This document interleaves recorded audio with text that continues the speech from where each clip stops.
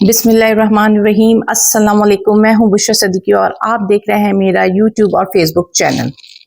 رات کتنی بھی ہو تاریک، سحر تو ہوگی، شب کا انجام یہی آج تلک دیکھا ہے۔ اس کی تقدیر میں ذلت ہے، بتا دو اس کو، جھوٹ آج پھر صداقت سے الجھ بیٹھا ہے۔ آج کی اہم ترین اپڈیٹ یہی ہے کہ آج ایک پریس کانفرنس ہوئی تھی، صبح سے اس پریس کانفرنس کا انتظار تھا اور پھر شام کو جا کر 3-4 بجے کے قریب یہ پریس کانفرنس ہوئی۔ لوگوں کو، عوام کو یہ لگ رہا تھا کہ اس پریس کانفرنس جو ہوئی ہے، جو DGISP صاحب نے کی ہے، اس میں وہ بائیڈن اور مودی کے اس میں جو مشترکہ ان کا بیان آیا ہے اس کے بارے میں وہ کچھ ضرور بولیں گے، اور جس طرح مودی نے پاکستان کی تذلیل کی ہے تو اس کی طرف سے ان کا کوئی ایک بہت سالڈ اور ایک تگڑا جواب آئے گا۔ لیکن یہ پریس کانفرنس پوری کی پوری 9 مئی پر تھی، 9.5 مئی کو دوبارہ سے دہرایا گیا، اور اس میں ایک بڑی سخت سی پریس کانفرنس تھی جس میں انہوں نے کہا کہ جو بھی 9 مئی کے شرپسند عناصر تھے، جو سہولت کار تھے، جو کوئی بھی اس میں شامل تھا، اس کو کڑی سے کڑی سزا دی جائے گی، اس کو معاف نہیں کیا جائے گا۔ اور اس کے بعد انہوں نے صحافیوں کے سوال بھی لیے۔ اب جب ایک پریس کانفرنس ہوتی ہے، اور پچھلے 1 سال سے ہم یہ دیکھتے آ رہے ہیں کہ ہم پریس کانفرنس کا انتظار کرتے ہیں، عوام انتظار کر رہی ہوتی ہے، اور یہ سوچ کر عوام انتظار کر رہی ہوتی ہے کہ شاید ان کے سوالوں کے جواب مل جائیں، بہت سی غلط فہمیاں دور ہو جائیں، لیکن ہر پریس کانفرنس کے بعد ایک نئے ابہام پیدا ہو جاتے ہیں، نئے سوالات کھڑے ہو جاتے ہیں۔ جیسے یہ پریس کانفرنس بھی ہوئی تو یہ بہت سارے سوالات اپنے ساتھ چھوڑ کر چلی گئی، سارے سوالات، کیونکہ بہت ساری باتیں انہوں نے کی۔ پہلی بات انہوں نے کی کہ جو بھی اس میں ملوث ہے اسے سزا دی جائے گی، جس پر انہوں نے کہا کہ ہم نے بھی اپنے اندر اکاؤنٹیبلٹی شروع کر دی ہے، جس میں ہم نے جو ہے ایک میجر جنرل کو اور ایک لیفٹیننٹ جنرل کو، 3 میجر جنرل کو، 7 بریگیڈیئرز کو ہم نے جو ہے اس واقعے کے خلاف جو ہے برطرف کر دیا، ان کو سیک کر دیا ہے۔ اور اس کے علاوہ انہوں نے یہ بھی ریفر کیا کہ 4 اسٹار جنرل، ریٹائرڈ جنرل کی جو نواسی ہے وہ بھی اس میں ملوث ہے اور وہ اس کو بھی جیل میں ہے۔ اس کے علاوہ اور 2-3 بھی ریفر کیے جس میں انہوں نے بتایا کہ 2 جو ہیں جنرل کی بیویاں ہیں اور بیٹا ہے، داماد ہے، تو ان سب کا بھی انہوں نے ریفر کیا، اور انہوں نے کہا کہ جو کوئی بھی ملوث ہے ان میں سے کسی کو بھی معاف نہیں کیا جائے گا۔ لیکن کچھ سوالات ایسے تھے کہ شاید جس کا وہ جواب نہیں دے پائی، یا شاید عوام کے دماغ میں جو سوال ابھرے اس پریس کانفرنس کے بعد، سب سے پہلے تو یہ تھا کہ وہ منصوبہ ساز آخر ہے کون؟ آپ نے اس کا نام نہیں لیا، اور اگر وہ اتنا اسٹرانگ منصوبہ ساز تھا کہ جس طرح صحافی نے بھی سوال کیا تھا کہ وہ آپ کی، جس طرح آپ کہہ رہے ہو کہ 4 اسٹار لیفٹیننٹ جو جنرل تھا اور پھر میجر جنرل تھے، وہ ان سب میں آپ کے اندر تک پینیٹریٹ کر گیا اور آپ نے ابھی تک اس کو پکڑا نہیں ہے، تو وہ ایسا کون سا بندہ تھا جس میں اتنی طاقت تھی کہ جو آپ کے اندر تک پینیٹریٹ کر گیا؟ اور اس کے بعد جو کچھ بھی ہوا یہاں پہ، جو کچھ 9 مئی کو ہوا، تو سب سے پہلے تو تحقیقات کی شروعات ہونی چاہیے پولیس سے، چیف سیکرٹری جو ہر صوبے کے اپنے سیکرٹریز ہوتے ہیں ان سے ہونی چاہیے، آپ کو صوبے کے وزیر داخلہ کو بلانا چاہیے، آپ کو وفاقی وزیر داخلہ کو بلانا چاہیے، تو ان سب کو بھی تو آپ کو کوشچن کرنا چاہیے نا کہ بھئی یہ کیسے پہنچ گیا لبرٹی چوک سے یہاں تک، وہ اتنی آسانی سے کیسے آ گئے؟ تو یہ سارے بہت سارے کوشچنز، بہت سارے ابہام، بہت سارے کوشچن مارکس جو ہیں یہ پریس کانفرنس اپنے اندر چھوڑ گئی ہے۔ آپ نے کہا کہ ہمارے پاس ثبوت ہے، لیکن کوئی بھی ثبوت اس پریس کانفرنس میں نہیں دکھایا گیا اور نہ ہی کسی کا نام لیا گیا ہے۔ کہا گیا ہے کہ جو بھی شرپسند ہے، بلوائی ہیں، وہ سب غدار ہیں، انہوں نے کی یہ جو کام تھا یہ ملک کے ساتھ ایک غداری ہے اور یہ سارا کچھ، لیکن آپ نے نہ غداروں کے نام لیے اور نہ ہی جن کو آپ نے سیک کیا ہے ان کے نام لیے، نہ ان پر چارج شیٹ آپ نے ڈیفائن کی کہ کیا چارج شیٹ ان پر لگی تھی۔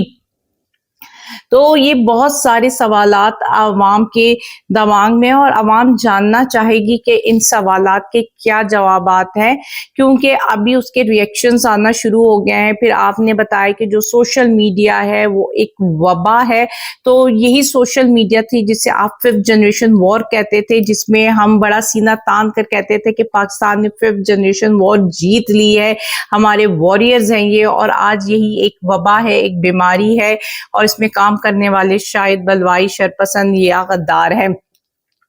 تو اب پاکستان کی عوام کے بہت سارے سوالات ہیں، لیکن پاکستانی عوام شاید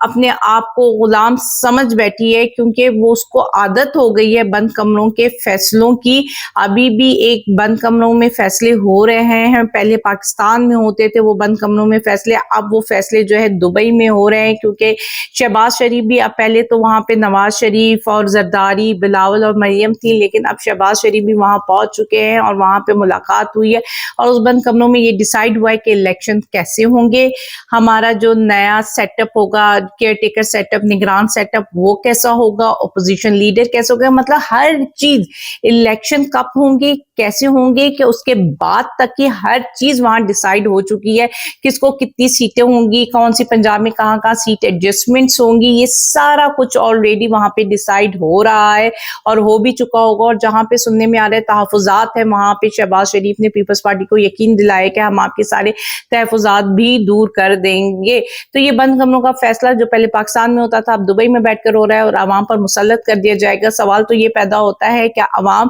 خاموشی سے چپ کر کے ان فیصلوں کو مان لے گی، وہ مان لے گی کہ ہم غلام ابن غلام ہیں اور یہ ہمیشہ سے ہمارے سروں پہ مسلط رہے ہیں اور ہمیشہ سے مسلط رہیں گے، یا آواز اٹھائے گی، یا وہ سوال پوچھے گی کہ جن صرف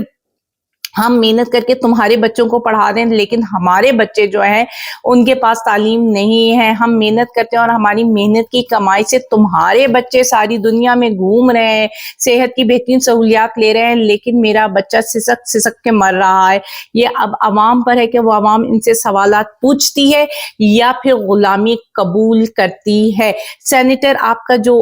ہوتا ہے ایک چیئرمین سینٹ، اس کی مراحت آپ نے دیکھی ہیں کہ جی اس کے پاس 18 لاکھ کا ثواب دیدی فنڈ ہوگا جس کو وہ کہیں پہ بھی استعمال کر سکتا ہے، پھر اس کی فیملی کو بھی پرمیشن ہوگی بیرون ملک دورے میں جانے کی، اس کے علاوہ وہ کوئی 12 اہلکاروں کی جو ذاتی ملازم رکھ سکتا ہے، 12 ذاتی ملازم رکھ سکتا ہے، اس کے علاوہ جو 4 بندے ہیں اس کی فیملی کے، ان کو ٹریولنگ کے بھی خرچے اٹھائے جائیں گے۔ تو مطلب ساری مراحت دے دیے، پر بیچارے افسوس مجھے یہ سمجھ نہیں آ رہا کہ ان کی کفن دفن کے پیسے کہاں سے آئیں گے، اگر خدا نہ خواستہ انہیں کچھ ہو جاتا ہے تو وہ اس کا تو اس میں ذکر ہی نہیں ہے۔ تو یہ سارا کچھ آپ کی عوام کے پیسوں سے ان کو ملے گا اور عوام خود بھوکی رہے گی، عوام خود آٹے کی تھیلی کی لائن میں لگ کر مرتی رہے گی۔ اور جس طرح بے نظیر انکم سپورٹ پروگرام میں نے آپ کو بتایا کہ کس طرح بد نظمی ہوتی ہے اور لوگ اپنی جانوں سے جا رہے ہیں، تو اب یہ صرف اور صرف عوام پہ ہے، عوام نے فیصلہ کرنا ہے کہ وہ بند کمروں کے فیصلے مانے گی یا پھر آواز اٹھائے گی، اپنا حق استعمال کرے گی، سوال پوچھے گی، کیونکہ یہ 2 خاندانوں نے جس طرح ملک پر حکمرانی کی ہے، اور یہی وہ لوگ ہیں جو جمہوریت کا لاپ ناپتے ہیں، اور یہی وہ لوگ ہیں جو غیر جمہوری قوتوں کے کندھوں پہ سوار ہو کر آتے ہیں اور عوام کو بے وقوف بناتے ہیں۔ اب یہاں پہ آپ خود سوچ لیں کہ ایک ایک چیز ڈیسائیڈ ہو چکی ہے کہ الیکشن کیسے ہوں گے، کب ہوں گے، کیوں ہوں گے۔ اب عوام کو بتا دینا ہے تو بھئی یہ ڈھونگ کرنے کی بھی کیا ضرورت ہے، الیکشن والے ڈھونگ سے بتا دو کہ ہم نے ڈیسائیڈ کر لیا ہے کہ یہ اگلا تمہارا وزیر اعظم ہے، یہ تمہارا اپوزیشن لیڈر ہے، اس کے بعد ہماری باری آئے گی، اس کے بعد ہماری باری آئے گی، تم 2 اشرفیوں نے، تم 2 خاندانوں نے جو ہے ہم پر ہمیشہ سے مسلط رہنے، اور جو ہم عوام ہیں وہ کبھی ایک قوم بن نہیں سکتے، ہم آواز اٹھا نہیں سکتے، ہم نے ان کی غلامی قبول کر لی ہے۔ اب جو فیصلہ ہے وہ عوام نے کرنا ہے کہ عوام کیا سوچ رہی ہے، عوام کیا چاہ رہی ہے، کیا عوام نے اپنا پیٹ کاٹ کے ان کے بچوں کو پڑھانا ہے، ان کے بچوں کو عیاشیاں کروانی ہے، یا عوام نے سوال پوچھنا ہے اپنی اولاد کی تعلیم کے لیے، اس کی صحت کے لیے، اس کی 2 وقت کی عزت کی روٹی کے لیے۔ یہ فیصلہ عوام نے کرنا ہے اور دیکھتے ہیں کہ عوام کیا فیصلہ کرتی ہے۔ آپ کیا فیصلہ کرتے ہو؟ اللہ حافظ۔